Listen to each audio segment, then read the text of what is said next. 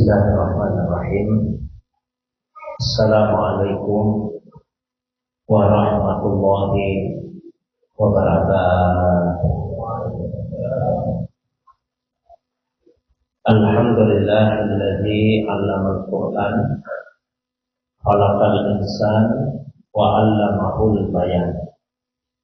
Wassalatu wassalamu ala khairil anam Sayyidina wa habibina wa syafi'ina maulana Muhammadin wa ala alihi wa ashabihi wa ala manittaba'an nur allazi unsila ma'ahu ila yaumil furqan, amma ba'du.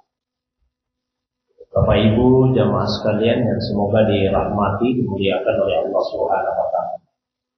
Alhamdulillah, malam ini kita sudah berada pada malam yang ke-19 dari bulan Sya'ban tahun 1440 Hijriah.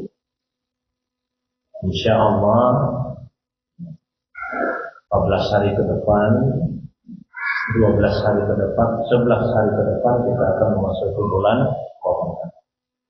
Maka masih tersisa 2 pertemuan kajian tafsir sebelum masuk Ramadan.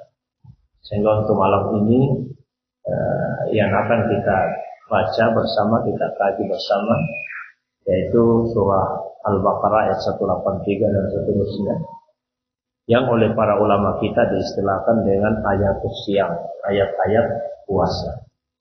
Ini sebagai bagian dari tarhib, upaya kita untuk menyambut bulan Ramadan. Bismillahirrahmanirrahim. Ya ayyuhalladzina amanu kutiba alaikumus siyam kama kutiba alal ladzina min qablikum la'allakum tattaqun. Ya ayyuhalladzina amanu, wahai orang-orang yang beriman, kutiba alaikumus siyam, telah diwajibkan atas kalian siyam atau puasa. Kama kutiba alal ladzina min qablikum, sebagaimana yang telah diwajibkan atas orang-orang sebelum kalian. La'allakum tattaqun, supaya kalian terpelihara. Ayat ini diawali dengan sapaan. Ya ayyuhalladzina amanu, wahai orang-orang yang beriman. Kata Abdullah bin Abbas radhiyallahu anhu, mursyidul mufassirin, gurunya para ahli tafsir, jika kalian mendapati ayat yang diawali dengan sapaan ya ayyuhalladzina amanu, maka perhatikanlah dengan cermat, dengarkan dengan seksama apa yang Allah sampaikan setelahnya. Karena apa yang akan Allah sampaikan setelah sapaan ya ayyuhalladzina amanu akan sangat menentukan kebahagiaan dunia akhirat. Ayat pertama di dalam Al-Quran yang diawali dengan sapaan ya ayyuhalladzina amanu dari segi letaknya dalam mushaf, yaitu ayat 104 surah Al-Baqarah. Itu pertama kali di dalam Al-Quran Allah menyapa orang yang beriman dengan sapaan ya ayyuhalladzina amanu. Al-Baqarah ayat 104. Allah SWT berfirman, ya ayyuhalladzina amanu la taqulu ra'ina wa qulu nzurna wasma'u walil kafirina azabun alim. Ya ayyuhalladzina amanu, wahai orang-orang yang beriman, la taqulu ra'ina, janganlah kalian mengatakan ra'ina. Wa qulu, tapi katakanlah unzurna. Ra'ina dan unzurna terjemahannya sebetulnya sama. Perhatikan kata. Ya Allah mengatakan jangan katakan ra'ina, katakanlah unzurna. Mengapa ada larangan seperti ini padahal maknanya sama? Karena dulu orang-orang Yahudi biasa menemui Nabi dan mengatakan kepada Nabi kalimat yang kedengarannya seperti mengatakan ra'ina. Padahal sebetulnya lidahnya agak dibengkokkan. Sehingga yang diucapkan itu bukan ra'in, tapi yang diucapkan adalah ru'una. Diucapkan ru'una. Kedengarannya seperti ra'ina. Yang dimaksud ru'una. Ru'una itu artinya bodoh sekali. Kita datang ke Nabi mengejek Nabi ru'una. Tapi didengar oleh sebagian orang ra'in. Karena Nabi mengatakan jangan kalian ucapkan ra'in. Seperti orang-orang Yahudi saja. Ucapkanlah untuknya. Artinya apa? Adab pertama bagi orang yang beriman itu adalah adab kepada Rasulullah SAW. Beradab yang baik kepada Nabi SAW. Itu ciri orang yang beriman. Kita kembali ke ayat 183. Ya ayyuhalladzina amanu kutiba alaikumusiyam. Telah diwajibkan atas kalian berpuasa. Di sini digunakan bentuk pasif. Bahasa Arab disebut dengan fi'il majhul, bentuk pasif, diwajibkan. Kalau bentuknya pasif, maka pelakunya tidak disebut secara eksplisit, secara jelas. Siapa yang mewajibkan tidak disebut. Tapi tentu saja sudah bisa dipahami yang namanya kewajiban-kewajiban agama pastilah berasal dari Allah SWT. Diwajibkan pasti Allah. Terus kenapa tidak disebut saja secara jelas? Misalnya dikatakan ya ayyuhalladzina amanu kataballahu alaikumusiyam. Wahai orang-orang beriman, Allah telah mewajibkan kepada kalian puasa. Ayatnya tidak begitu. Ayatnya malah kutiba alaikumsiyam. Telah diwajibkan kepada kalian siam. Jawaban ulama kita ini untuk menunjukkan betapa besarnya dan banyaknya faidah keutamaan dalam ibadah puasa. Jadi karena begitu banyak dan besarnya keutamaan dari ibadah puasa, kalau itu diketahui, seandainya Allah tidak mewajibkan pun, manusia tetap akan puasa. Dikatakan Allah tidak mewajibkan puasa. Tapi kalau orang tahu manfaatnya, maka orang akan tetap puasa. Karena begitu banyak manfaat yang terdapat di dalam ibadah puasa itu. Nah, dan kita bisa saksikan ada orang yang berpuasa bukan atas dasar perintah Allah, bukan atas dasar kewajiban agama, tapi karena ingin mengambil manfaat darinya. Orang yang misalnya ingin menurunkan berat badannya, dia puasa. Bukan atas dasar perintah agama. Bukan atas dasar, oh ini perintah Allah. Kewajiban agama tidak. Tapi karena tahu manfaat. Kalau mau operasi saja, disarankan dokter jangan dulu makannya, puasa dulu. Manfaatnya. Kan sebagian orang di luar Islam pun juga berpuasa. Bukan atas dasar bahwa ini perintah Allah SWT. Karena banyak manfaat. Kama kutiba 'alal ladzina min qablikum, sebagaimana yang diwajibkan atas orang-orang sebelum kalian. Yang dipersamakan di sini adalah wajibnya. Bukan berarti tata caranya sama atau waktunya sama, tidak. Yang sama adalah sama-sama diwajibkan puasa. Terus bagaimana puasa umat-umat sebelum umatnya Rasulullah SAW? Ketika Allah tidak menginformasikan, Nabi tidak menginformasikan, berarti itu tidak begitu penting untuk diketahui. Karena seandainya sangat penting untuk diketahui, pasti diinformasikan. Tapi di antara yang diinformasikan oleh Nabi SAW, bahwa puasa umat-umat yang terdahulu itu tidak ada sahurnya. Ada perintah untuk sahur. Nah, beda dengan puasa kita yang ada perintah sahur. Jadi Nabi berpesan akan sahurlah, karena sahur itu pembeda antara puasa yang kalian kerjakan dengan puasa yang dikerjakan oleh umat sebelumnya. Dan Nabi juga menyampaikan dalam hadis tasahharu fa inna fis sahuri barakah. Sahurlah kalian. Karena di dalam sahur itu ada berkah. Jadi bukan masalah kuat tidak kuat. Dan misalnya mengatakan, kami bangunkan saya karena biar saya tidak sekuat ya puasa. Bukan masalah kuat. Tapi ini faktor keberkahan yang terdapat di dalam ibadah sahur itu. Nah, sekali lagi pembeda antara puasa kita umatnya Rasulullah dengan umat sebelumnya. La'allakum tattaqun. La'alla asalnya huruf taraji, pengharapan. Tapi kalau Allah yang mengatakan la'alla bukan harapan. Allah mengatakan la'alla maka itu pasti. Dalam puasa pasti kalian terpelihara, pasti kalian terjaga. Terus kalau itu pasti kenapa digunakan huruf yang taraji? Pengharapan, kok pakainya la'alla. La'alla itu kalau arti-artinya mudah-mudahan. Dulu masih biasa Pak ada terjemah mudah-mudahan. Mudah-mudahan berarti bisa ya bisa tidak. Namanya taraji. Makna asalnya seperti itu, kata la'alla. Begitu Allah yang mengucapkan la'alla maka bukan lagi pengharapan hari kepastian. Nah, sekali lagi, kenapa Allah menggunakan kata yang menunjukkan makna taraji ini? Nah, itu supaya manusia tidak berharap kepada amalnya. Supaya kita tidak berharap kepada amal. Kita tidak bersandar kepada amal. Supaya kita bersandar hanya kepada Allah Subhanahu wa Ta'ala. Kita wajib beramal, tapi tidak boleh bersandar kepada amalan. Dikatakan kalau kalian puasa, ya mudah-mudahan puasamu buatmu berkah. Supaya kita tidak bersandar kepada puasa itu, dan begitu juga ibadah-ibadah lain. Tidak boleh bersandar i'timad kepada amal. Apa cirinya kalau orang itu i'timad kepada amalnya? Yaitu ketika dia tergelincir melakukan dosa, berkurang pengharapannya kepada Allah SWT. Jadi dia bersandarnya kepada amal. Saya mohon maaf. Misalnya, ini pernah saya sampaikan, siklus hidup kita itu kan cuma dua. Kalau tidak taat, ya maksiat. Itu saja siklus hidup kita. Taat, maksiat, itu saja. Ganti-ganti, melakukan ketaatan, melakukan kemaksiatan, melakukan ketaatan, melakukan kemaksiatan. Itu saja siklus kehidupan kita. Nah, kemudian di dalam hati, kalau bukan rasa takut yang muncul, pengharapan. Takut.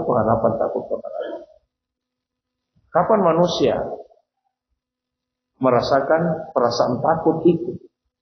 Dan kapan pula dia merasakan pengharapan? Kalau dikaitkan dengan ketaatan dan kemaksiatan tadi. Umumnya orang akan menjawab kalau ditanya bahwa orang itu takut kalau dia melakukan maksiat, dan orang itu berharap kalau dia sedang melakukan ketaatan. Kalau sudah melakukan sementara taat, yang muncul di hatinya bukan takut tapi pengharapan. Contoh, mungkin sekarang ini Pak, di hati kita ini bukan rasa takut kepada Allah yang muncul, tapi pengharapan. Karena sudah salat maghrib, sudah lagi zikir-zikir, pengajian lagi. Jadi yang muncul di hati pengharapan. Beda kalau misalnya ada yang lagi maksiat, berbuat dosa, yang muncul di hatinya bukan pengharapan, tapi rasa takut. Tapi uniknya, kata para ulama ahli tasawuf, kalau orang seperti itu, dia takut pada saat maksiat, dan dia berharap pada saat taat, itu orang awam. Jadi orang awam lah yang seperti itu keadaannya. Takut kalau dia maksiat dan berharap kalau dia taat. Sebaliknya, orang yang arif billah, orang yang mengenal Tuhannya, maka takutnya itu pada saat dia melakukan ketaatan. Jadi justru ketika dia taat, dia merasa takut. Dan pengharapannya pada saat dia melakukan dosa. Kenapa demikian? Kok justru pada saat taat yang muncul di hatinya takut? Rasa takut itu muncul karena jangan sampai ketika dia beramal, dia bersandar kepada amalnya. Sudah salat maghrib, kita berharap bagus saya misalkan. Jangan sampai sandarannya salat maghrib itu. Secara pengajian kita merasa berharap kepada Allah. Jangan sampai yang kita andalkan itu adalah pengajian kita, zikir kita dan sebagainya.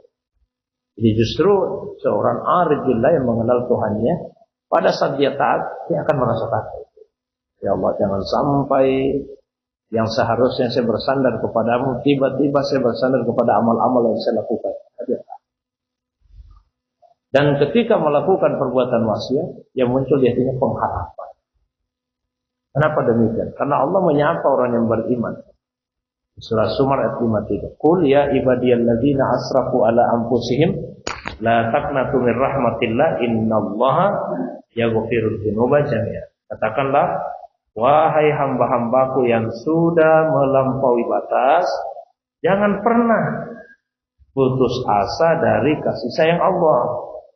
Sesungguhnya Allah itu mengampuni dosa-dosa semuanya. Jadi jangan putus asa dari kasih sayangnya Allah. Karena Allah itu mengampuni dosa-dosa semua. Jadi muncul di hati adalah pengharapan kepada Allah. Bukan berarti kalau begitu bisa berbuat maksiat saja deh, supaya kita berbuat. Bukan sengaja. Makanya di kitab Al-Hikam itu disebut tergelincir melakukan dosa. Bukan sengaja. Begitu dia tergelincir sampai berbuat maksiat, yang muncul di hatinya adalah pengharapan kepada Allah Subhanahu wa taala. Itu la'alla.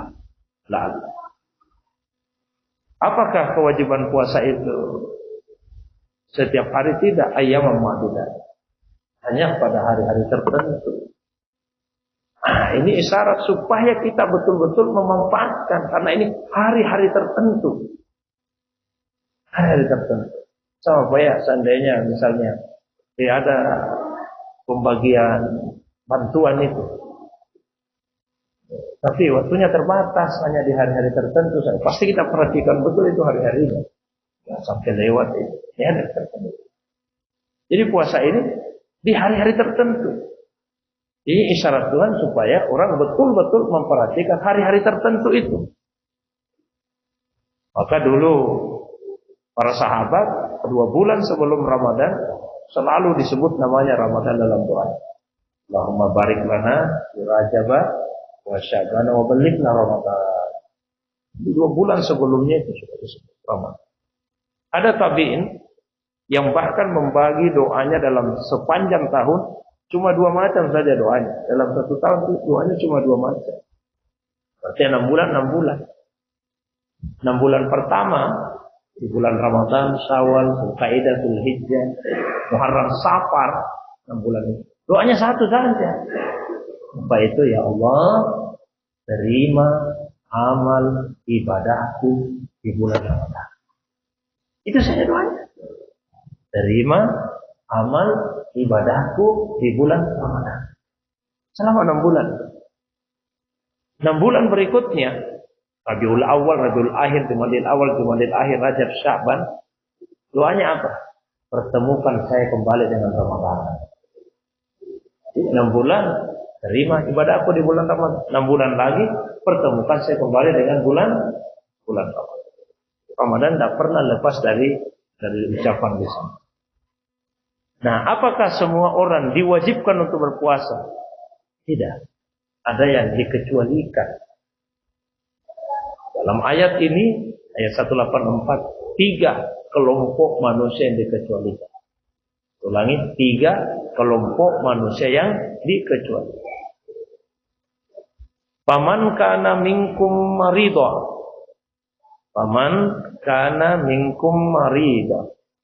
Maka siapa di antara kalian yang maridah?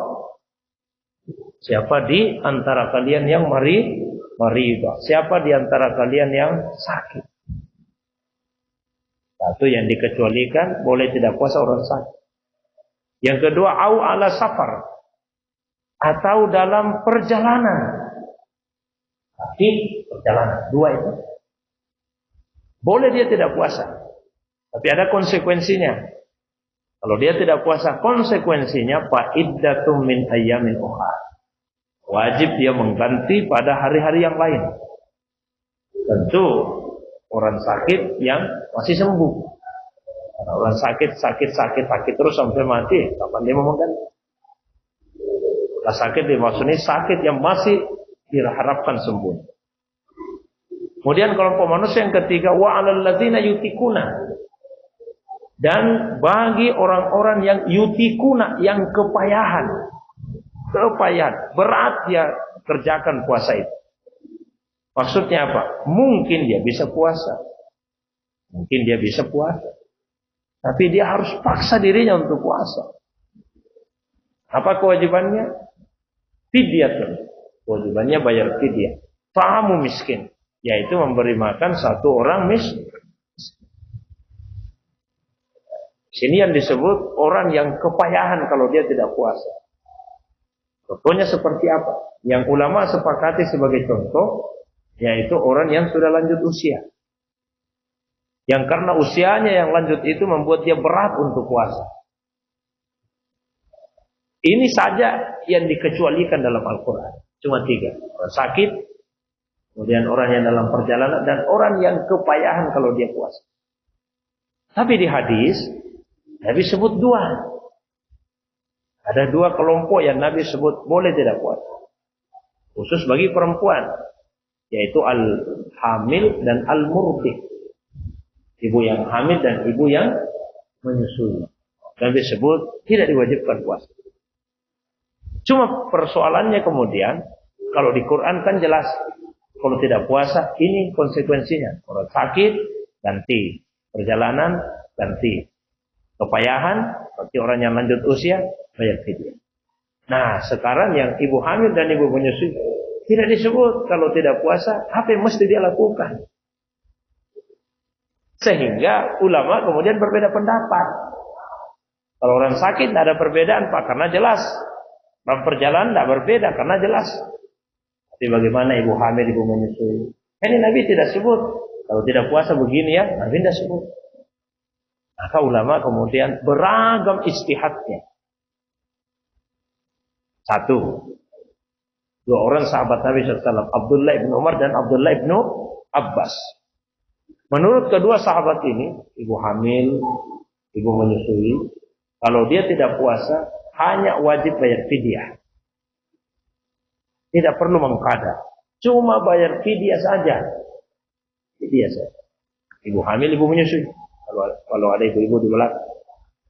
Ibu yang hamil, ibu menyusui. Kalau tidak puasa, cuma bayar fidyah. Tidak perlu kan? Itu pendapat Abdullah bin Umar, Abdullah bin Abbas. Alasannya apa? Alasannya dimasukkan tadi dalam kelompok ketiga. Masih ingat tadi kelompok ketiga, kelompok pertama sakit. Dua orang perjalanan, kelompok ketiga yang kepayahan kalau dia tidak puasa. Yang kepayahan kalau dia puasa. Nah, dua sahabat tadi memasukkan. Ibu hamil masuk di situ, kepayahan kalau dia puasa. Ibu menyusui masuk di situ, kepayahan kalau dia puasa. Maka dia wajibnya fidyah seperti orang yang lanjut usia. Ini menurut Abdullah bin Umar dan Abdullah bin Abbas. Dan alasannya logis, masuk akal. Bagaimana dengan pendapat ulama lain? Kalau Imam Abu Hanifah berpendapat ibu hamil, ibu menyusui itu bukan fidyah, tapi qada, kewajibannya mengganti. Dan cukup mengganti saja, tidak usah fidyah. Ganti saja. Nah, alasan beliau apa? Menurut Imam Abu Hanifah, ibu yang hamil dan ibu yang menyusui itu lebih mirip, lebih dekat keadaannya dengan orang sakit.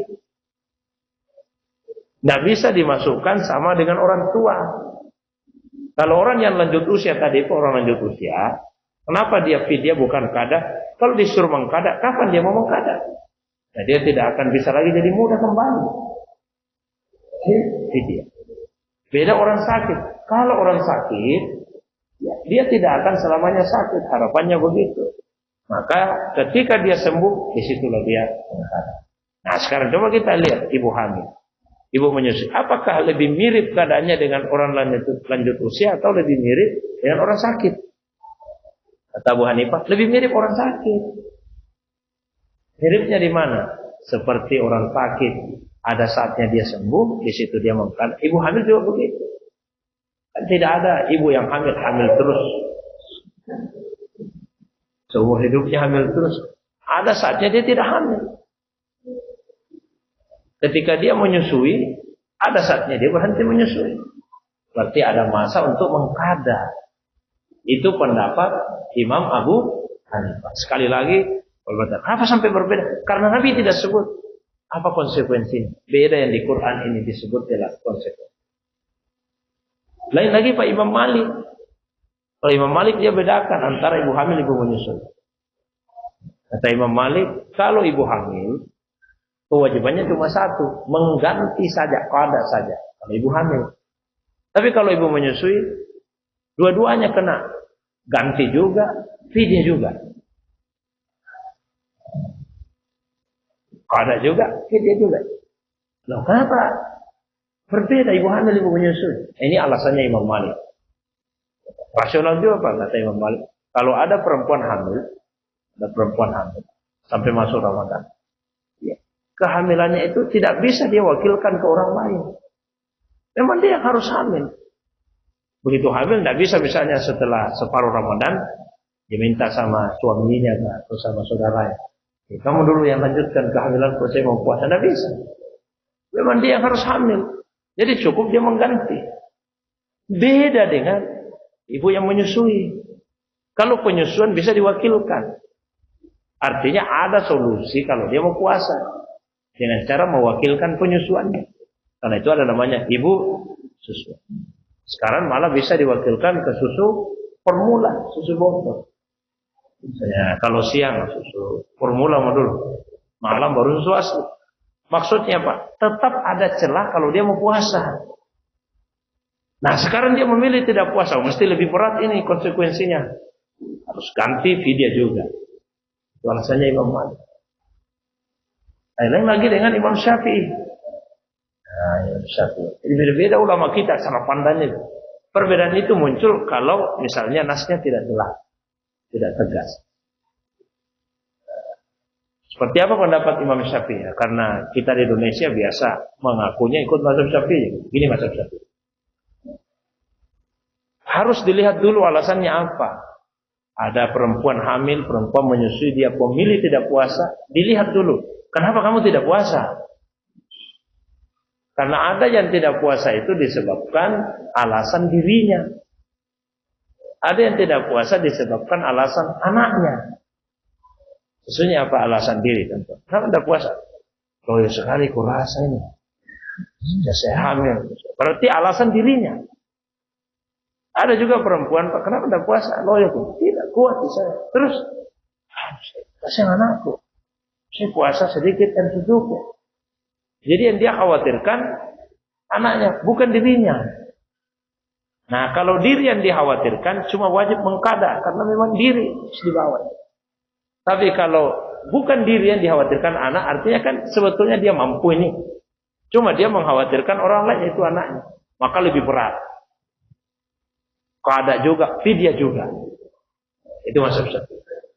Jadi kalau ada ibu hamil, ibu menyusui, tidak puasa karena dirinya, dia merasa loyo, tidak kuat, dia cuma wajib mengkada. Tapi kalau karena alasan anaknya, dia kuat sebetulnya, maka kada sama fidyah. Itu saya sebut dengan argumentasi masing-masing ulama. Tinggal dipilih saja. Ya biasa di pengajian Pak. Kalau ada yang bertanya, kalau menurut Ustaz, ya ambil lagi menurut Ustaz. Ini sudah menurut sahabat tersebut, menurut ulama. Kenapa nah menurut Ustaz lagi? Masa lagi mau memilih pendapatnya Ustaz daripada pendapat ulama tadi? Atau mau mengatakan saya ikut Ustaz? Jangan. Ini sama, mohon maaf, sama dengan cara berpikirnya orang mengatakan, kamu ikut Syafi'i atau ikut Nabi? Saya kenapa Imam Syafi'i tidak ikut Nabi? Tidak benar itu Pak. Saya orang mengatakan, kenapa kita harus ikut Imam Mazhab? Kenapa tidak ikut Nabi saja? Namanya Imam Mazhab tidak ikut Nabi. Jadi bukan antara Imam Mazhab dengan Nabi, tapi antara Imam Mazhab dengan dirimu. Kamu ikuti pendapatmu saja, atau pendapat gurumu, atau ikut pendapat Imam Mazhab itu yang lebih terpuji keilmuan. Cuma kalau yang saya sarankan ke istri saya ya, untuk mengganti karena lebih hati-hati. Kecuali 3 kehamilan terakhir. Karena anak yang keempat, 5, 6 itu anak mepet-mepet masih menyusui hamil. Ya, kapan sih mau ganti nih? Belum selesai mau hamil. Ya, kalau tidak kuat sih mengganti fidyah saja. Gitu. Jadi agama itu kan mudah sebetulnya. Yang mempersulit. Cuma kalau mampu kada itu hati-hati. Tapi yang membawa kan bukan kita, yang laki-laki yang bawa istri. Tidak boleh juga kita paksa. Pokoknya harus mengganti. Karena yang merasakan itu ya istri. Dan kalau kamu tidak kuat itu dibayarkan gitu. Nah, kembali ke ayat. Orang yang kepayahan kalau dia puasa, kewajibannya bayar fidyah. Fidyahnya bagaimana? Ta'am miskin. Memberi makan 1 orang miskin. 1 orang miskin untuk satu kali makan. 1 orang saja 1 kali makan. Jadi Allah sebut, "Faman tatawwa khairan fahuwa khairullah." Kalau dia mau menambah kebaikan itu lebih baik. Masa cuma 1 orang mau dikasih makan? Nah di rumahnya 3 orang misalnya, cuma istrinya mau dikasih makan, suaminya, anaknya, bagaimana? Ya sudah, kalau mau menambah itu lebih baik. Masa cuma 1 kali dikasih makan orang? Ya sudah, kalau mau kasih makan 3 kali, itu lebih bagus lagi. Nah, itu Allah bahasakan, "Faman tatawwa khairan fahuwa khairullah." Kalau kamu mau menambah kebaikanmu lebih baik. Wajibnya cuma 1 kali 1 orang. Tapi kalau kamu mau menambah kebaikan itu lebih baik. Terus, apakah orang sakit dilarang puasa? Orang perjalanan dilarang puasa? Orang lanjut usia dilarang puasa? Tidak dilarang. Bahkan disebutkan, wa antasumu khairul lakum. Kalau kalian bisa puasa, itu lebih baik bagi kalian. In kuntum ta'lamun. Jika kalian mengetahui. Nah, mungkin 2 ayat saja dulu Pak, nanti 3 ayat berikutnya karena masih ada sisa 1 pertemuan insyaallah sebelum masuk Ramadan. Demikian pengantar dari saya. Kalau ada yang ingin didiskusikan, baik yang berkaitan dengan pembahasan atau masalah agama yang lain, saya persilakan. Wa ilallahi turja'un. Wassalamualaikum warahmatullahi wabarakatuh. Assalamualaikum warahmatullahi wabarakatuh. Terima kasih atas kesempatan yang diberikan. Ini pertanyaan saya akan berkait di tengah-tengah ayat puasa. Ayat doa. Ini ayat 180 kalau sudah salah 186. Siap. Kemudian yang kedua, masuk ke dalam ini, kita masuk masjid, kita disunahkan berdoa.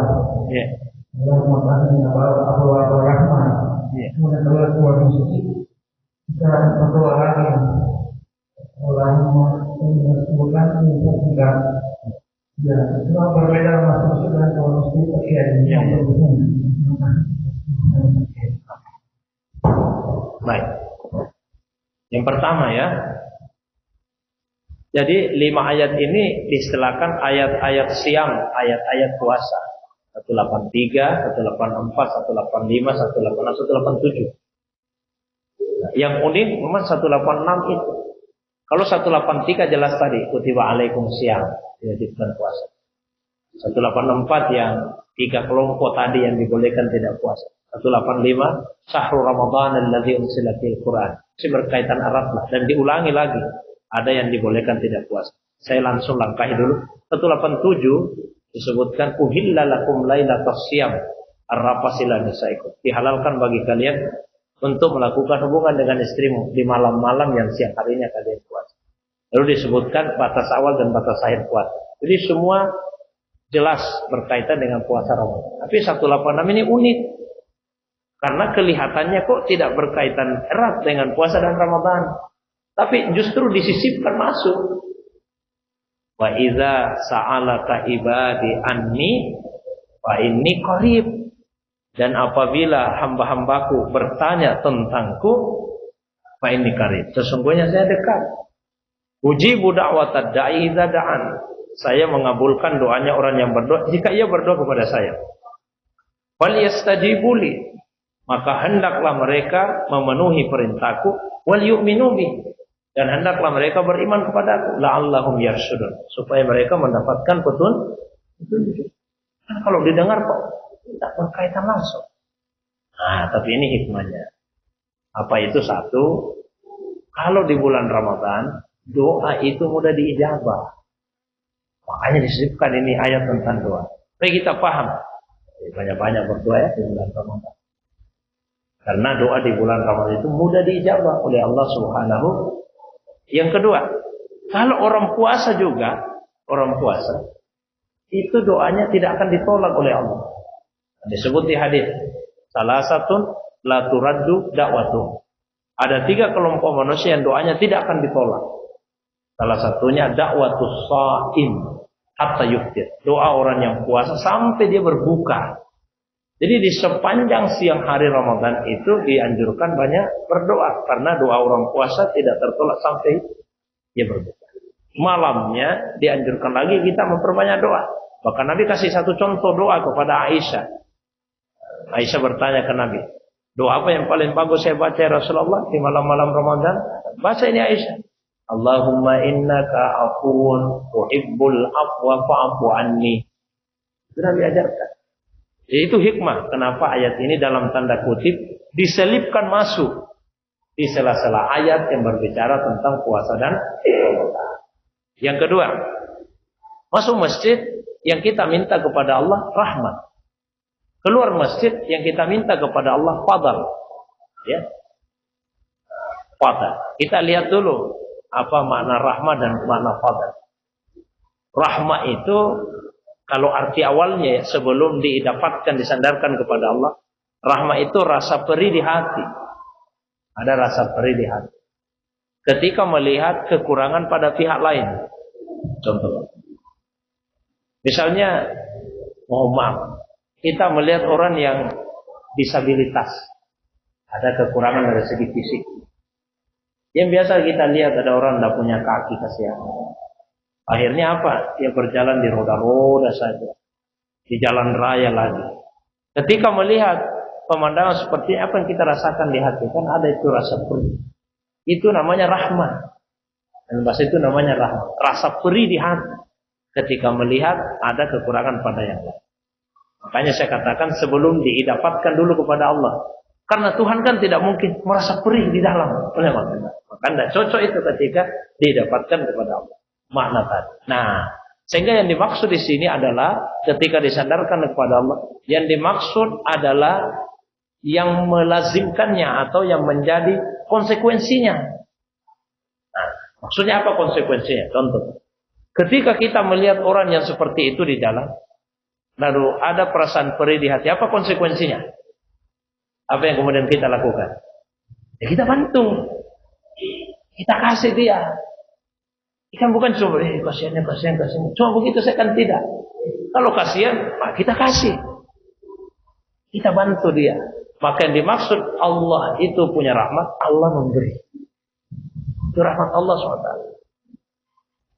Dia memberi kepada manusia. Rahmat ini sangat kita harapkan pada saat kita dalam masjid beribadah kepada Allah Subhanahu wa Ta'ala. Kita minta rahmat. Kalau fadal, apa itu fadal? Padahal kan biasa diterjemahkan karunia. Nah ini kalau untuk manusia dulu. Sebelum disandarkan kepada Allah. Untuk manusia dulu. Misalnya ada orang bekerja sama saya. Contoh saja ini. Kerja 1 bulan. Perjanjian 1 bulan kau kerja, saya kasih gaji 3 juta. Janjiannya. Bekerjalah dia 1 bulan sama saya. Setelah 1 bulan saya kasih 3.500.000. Saya kasih 3.500.000. 3 juta itu haknya. Kan perjanjiannya begitu. 500 itu namanya karunia. Fadal. Ya, jadi kelebihan itu namanya fadal. Allah itu memberikan kepada kita lebih dari apa yang kita minta sama Allah. Coba Pak. Kalau kita mau perhatikan baik-baik. Yang Tuhan kasih setelah kita minta dengan yang Tuhan kasih sebelum kita minta, mana yang lebih banyak? Lebih banyak yang Allah kasih tanpa kita minta. Kita tidak minta, Allah kasih. Banyak sekali hal di dunia ini kita tidak minta-minta sama Tuhan, Allah kasih kepada kita.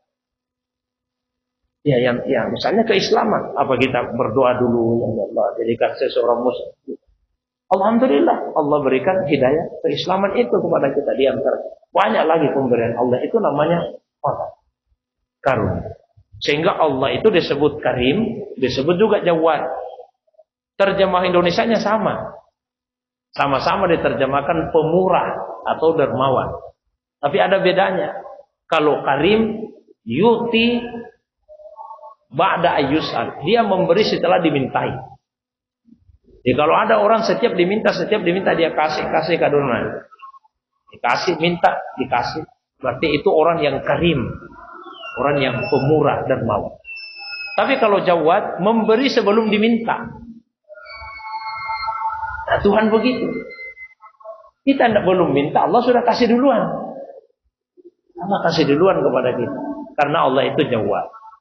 Maka ketika kita keluar, kita minta fadal, karunia kepada Allah. Dan fadal ini juga banyak yang berkaitan dengan urusan dunia.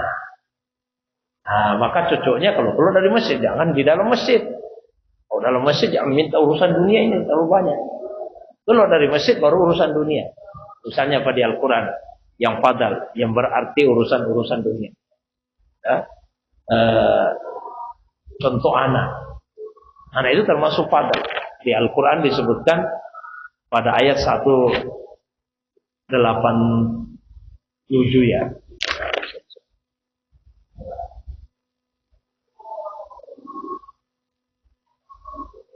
Carilah apa yang Allah telah tetapkan. Yang Allah tetapkan itu anak.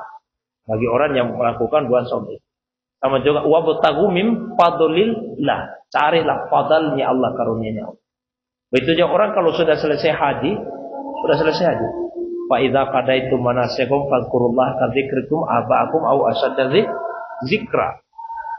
Lanjut setelahnya. Kemudian dikatakan carilah fadl dari Allah SWT di ayat 198. Laisa 'alaikum junahun tabtagu fadlan min rabbikum. Tidak ada dosa bagimu untuk mencari fadl karunia dari Tuhan. Kalau sudah selesai urusan hajimu, mau kau cari dunia silakan. Cari dunia biar dimakan, dia dapat cari dunia juga. Bisnis apa silakan. Itu namanya fadl.